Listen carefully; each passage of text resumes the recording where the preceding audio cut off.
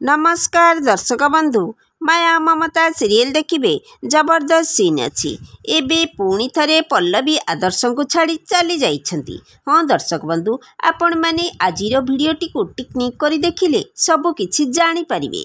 भिडियोटी को स्किप न करी शेष पर्यंत देखिले ताहले जानि परिबे।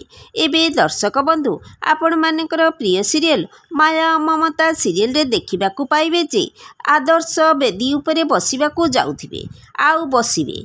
पल्लवी ए पर्यंत आसिलानी कौन पाई आउ से आसबनी सतरे बोली मनरे भावुथिबे।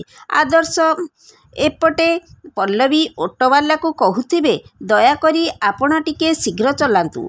तापरे पंडित कहिबे एबे बरकन्या परस्पर को बरणमाला पिंधातु। पल्लवी जेउ ऑटोरे आसुथिबे सेई ऑटो गोटे पथरे बाजी ओलटी पड़िबो। पल्लवी मुंड पथरे पिटी होई पल्लवी मुंड फाटिजिबो आउ से बेहोश होई पड़िजिबे। तांको मुंडरू बहुत सारा रक्त बाहरुथिबो। एबे दर्शक बंधु माया ममता सीरियल रे पल्लवी एमिति अवस्था।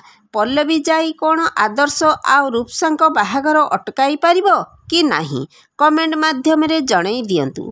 आज संध्या 7टारे देखतु माया और ममता केवल सिद्धार्थ टीवी रे।